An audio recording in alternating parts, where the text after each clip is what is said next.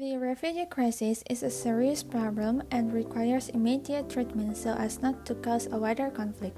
An organization requires a firm attitude of responsibility and pays attention to the refugees crisis, one of which is to apply work principles based on responsibility sharing. These principles help to establish cooperation for countries in the world in order to respond to refugee problems. However, this is often the case when global governance is less focused on displacement issues and ineffective performance. Within the framework of managing and handling refugees, the civil society involved is Amnesty International. They are directly involved in the evaluation and renewal of the framework for global governance of refugees through the 2016 UN High Summit for Refugee and Migrants. Amnesty International's involvement in the refugee conflict is very important, and it is hoped that the refugee victims will. They also act as a bridge between the people and other government institutions in accordance with the rules of human rights law. For the literature review, here we explain on the basis of several articles analyzed by the author Rebecca Dawn and Jen Madekam with the title International Cooperation and Responsibility Sharing to Protect Refugees. What, why, and how, discussing the attitude of the state in terms of position and understanding regarding the division of responsibility toward refugees, and how international cooperation takes place. This article finds out how the UN Summit in New York on 20 September 2016 has not defined binding responsibilities regarding the division of responsibility for refugees. Related to this, each country tend to have different perceptions in carrying out the principle of division of responsibilities. It was also found how the attitude shown by developed countries tend to be unwilling to show real action to overcome this problem, where developed countries tend to be the majority in voicing the division of responsibility to refugees. Overall, states are clearly not ready to commit to a commitment to sharing responsibility in the form of any albeit non-binding international instrument.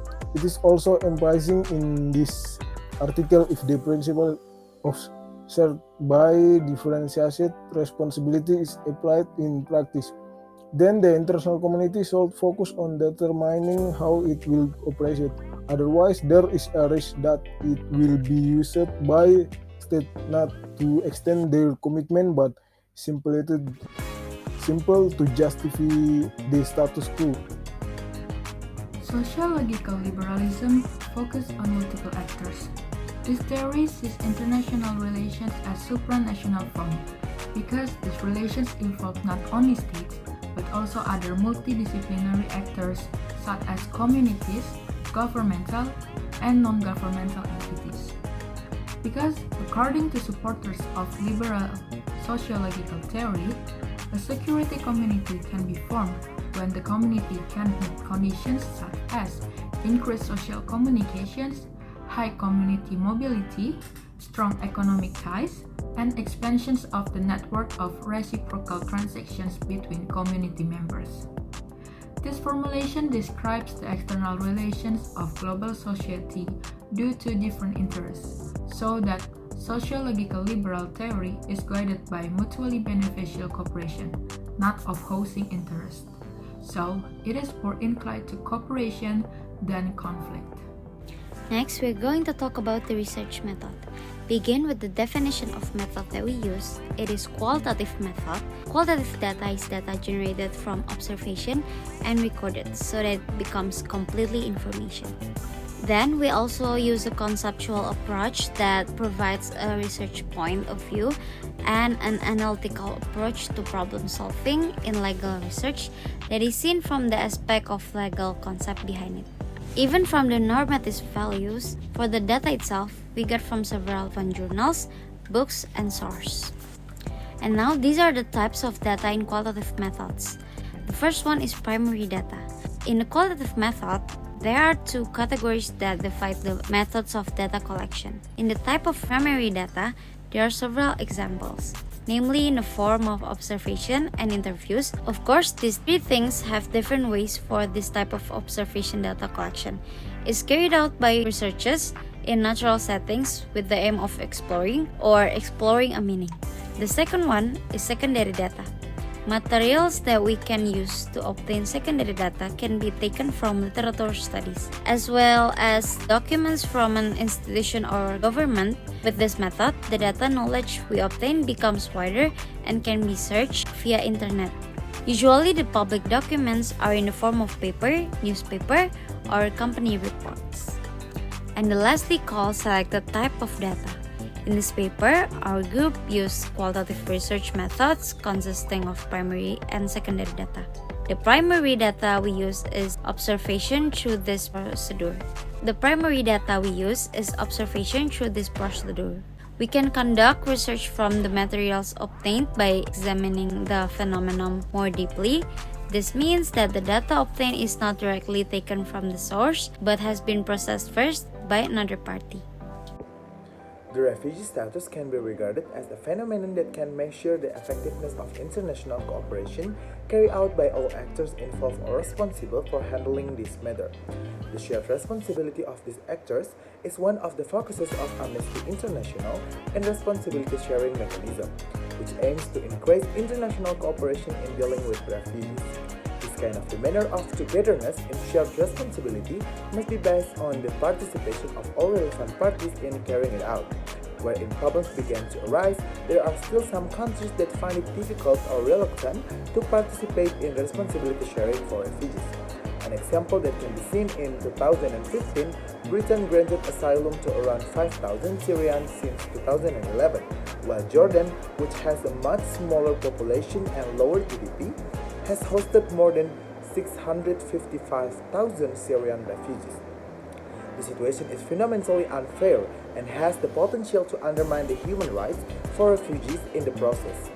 This unequal distribution has become one of the things that appeal Amnesty International to bring great consideration in dealing with refugees.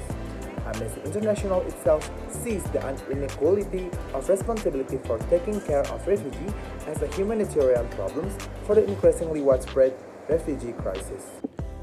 Amnesty International's involvement here in implementing responsibility sharing for refugees for the state is an important form of participation by foreign actors in shaping what kind of attitude that state should take in dealing with problems such as refugees. This is in line with the theory of socialist liberalism, which sees international relations as a transnational form because the relationships that occur are plural or can come from state actors or non-state actors. The global security community mentioned in the theory of social liberalism include Amnesty International positions here in encouraging countries to face the issue of refugees in the concept of responsibility sharing. As stated in Amnesty International 5 proposal that state how the attitude should be taken by the state in the form of designing policies to providing space and financial assistance to deal with refugees. The role carried out by Amnesty International is the involvement of civil society that follows human rights for refugees is closely related to the response of countries regarding their proposals for the negotiation of a concept of responsibility sharing that is fair to all countries. It will be a big challenge for Amnesty International to speak louder about the implementation of the concept. The challenges faced tend to come from countries receiving refugees, where there are several countries that do not want to accept refugees or manage existing policies. Amnesty International has succeeded in gaining international recognition, especially the United Nations, and has earned the trust of international and non-global government organizations with their firm nature in dealing with the conflict. Moreover, the conflict they are handling is quite serious, which is the refugee crisis. When countries transfer responsibility for handling refugees and the division of responsibilities is unequal, Amnesty International immediately takes actions with an evaluation analysis of the performance concept for each country. Moreover, ensuring that countries get an equal division of labor so that refugees are able to have a decent life with guarantees provided from the host country. The roles of NGOs such as Amnesty International will have very important in realizing a sustainable global governance and development of human rights issues.